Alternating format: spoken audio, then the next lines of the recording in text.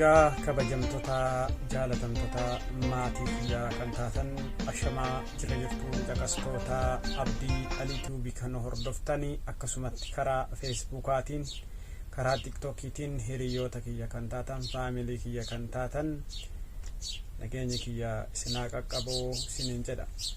Irra deebuudhaan duraan dursee baga sa'aa kana walumaanuu geenne baga yeroo kana geenne baga argine baga falmanne baga carraa kanallee arganne isiniin jechaa gama yaada kiyyaatitti dabruun barbaada. Osoo yaada kiyya kanatti hin dabrin duratti duraan dursa rabbiin galanne haa ga'u. Rabbii Oromoo tokko nu godhe, rabbii Oromoo akkanatti uf beeksise, rabbii Oromoo waan hunda garteetiniin amma bifa tokkoon yaa'aa jirra.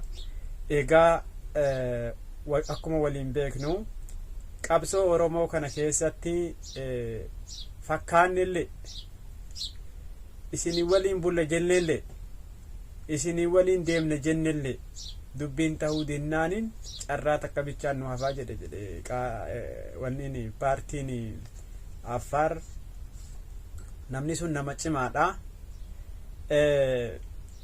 Haasofni isaa sun nutti tolee jira. Ani kan irraa dubbataa jiru sagantaan kiyya har'aa waa'ee koraa KFO'n qopheessee KFO'n hanqinnaalee qabu hunda rakkinnaalee qabu hunda guuttatee socho'uutti argama. Akkasumatti ammoo paartiin Biltsiginnaa paartii badhaadhinaarraa rakkinnaalee jiru san hundayyuu karaa tartiiba ta'een karaa gaafii hawaasaa ta'een karaa sirna caasaa dimokiraasii ta'een kan kaasee irratti yaada bal'aa irratti kennaa turedha.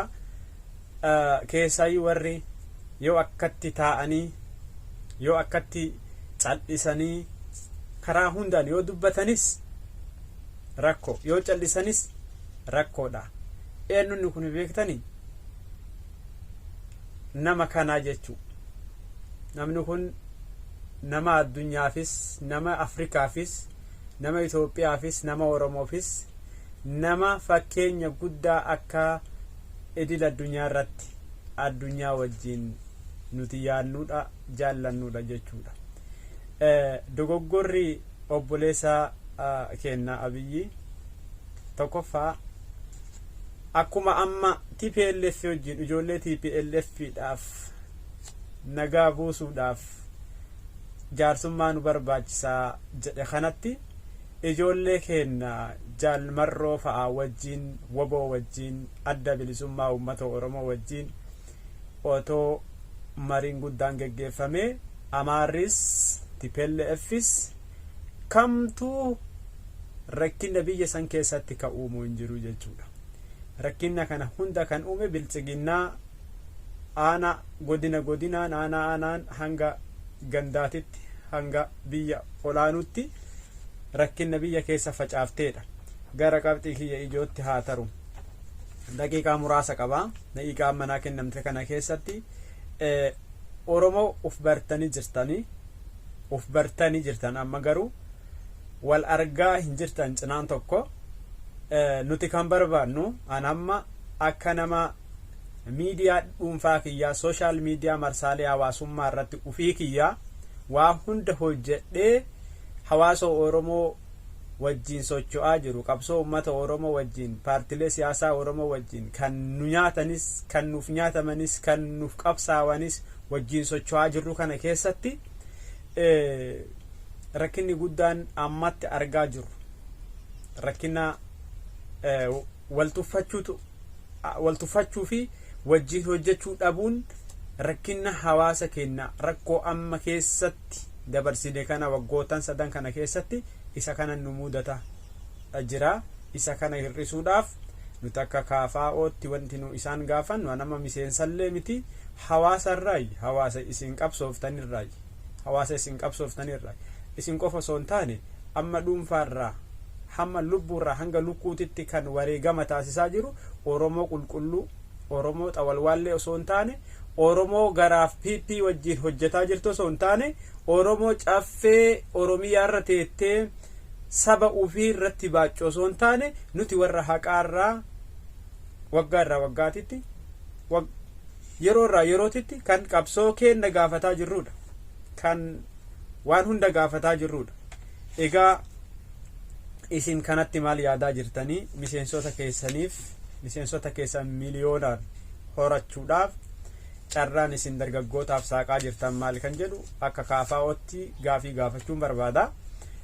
Keessattuyyuu ijoolleen biyya Saudi Arabiyaa keessatti argaman carraa paartilee siyaasaa qulqulluu walaba tahanitti dabalamuudhaaf karaa osoo bantaniifi nuti ammas Saudi Arabiyaa keessa jira carraa hidhaarraa yookaan hafu taate carraa kanarraa yookaan gara biyyaatitti imallee biyya keenyaaf nageenyi argamee biyya keenyaaf misoomni argamee biyya keenyaaf karaan argamee biyya keenyaaf bishaan daandiin ifaan wanni hundi ka argamu taate maallaqa qabanne waan kuufanne waan guduunfannee qabnuun biyya keenyan tajaajilla biyyi keenya akka nagaa argatuuf sochii gurguddaa goonaa isiniin jechuun barbaada.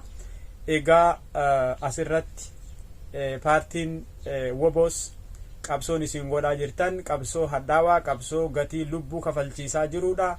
Hedduu isin jaallanna akkuma biyyoota keessaaf alaan isin maddii dhaabbataa jirru lubbuus kafallee maallaqas kafallee dinagdees kafallee beekumsaa wajjin isin gargaaraa jirru isinis nu gargaaraa jirtan hawaasa Oromoodhaaf sochiin isin godinootarraa aanarraa hamma gutuu Oromiyaatitti bahaa kibbaa dhihaa lixaan giddugaleessa Oromiyaa dabalatee kana ol jabaachuu qabdan kan isiniin jedhu dargaggoota ofitti dabaluudhaaf osoo karaa hedduu saayixanii waamicha osoo gootanii natti tola. Maaliif jennaan namni keenya akka hidhatu barbaada. Namni keenya qabsoon tokko qabsoo karaa hidhannoo hamtuu karaa hidhannoo cimtuu taateen itti fufuu qabna kan jennu ni amanna. As keessatti maaliif amannaa waggoottan sadan kana keessatti rakkina uumamee fi bilchina sammuun ilmi namaa hin qabne PP keessaa waan nurratti geggeeffamaa tureef haadha Oromoon isinitti himuu hin dandeenyu kana waan nu godhaa jiran asii achitti waan nu godhuudhaaf qophaa'aa jiraniif mari'ataa jiraniif cimsinee irratti mari'annee of qopheessinee ofirraa rukutuun barbaachisaadha. Karaa beekumsaatiin karaa qawweetiinis karaa hundaan hidhachuu qabna. Karaa lamaan hidhachuu qabna. Tokko karaa beekumsaatiin hidhachuu qabna.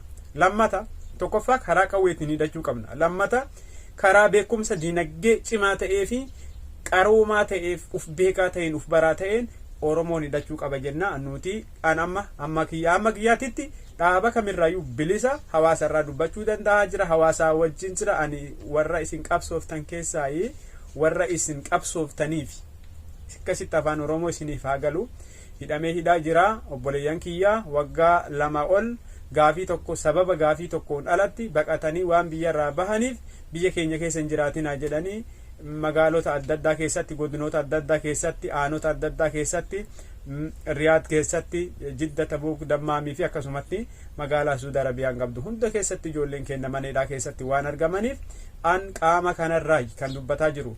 Inni biraa mootummaa bilchiginnaa kan hin gaafachuu barbaadu hamma yoomititti nu hidhuu barbaaddaadha. Gaafii gaafannee jirra nu galchi jennee ni jirra karaa nu saaqi jennee jirra hamma yoomititti nu hidhuu barbaaddaa akkanatti ammoo biyyi hin tarkaanfatti hin misoomti akkanatti akkami kan jennu gaafii cimaa gaafachuu barbaanna. Inni biraa ammoo hojjetamaa jira dhiiroo maatiriik yookaan tiraanskriptii qabxii giddugaleessaa yookaan qabxii olaanaa nu hojjetaan jirtan gara kolleejjii yookaan gara wanni nu akka yuunivarsiitii akka nu seennuuf nu hojjetaan jirtan wanni nuti barbaadnu karaa saaqaa kan nu galchu qabeenya keessan osoo hin taane qabeenya mootummaa Saudi Arabiyaati isiniin jedha. Hedduu kanatti wanni angalateeffachuu barbaadu warra bu'aa bahii hunda baatanii dhamaatanii halkanii guyyaa du'aa gootanii akka amantii keessaniitiin akka Oromommaatiin nu cinaa dhaabbatan hedduu caalchisnee isin galateeffanna. Obboleeyyan kiyya isin onne keenya keessatti argamtan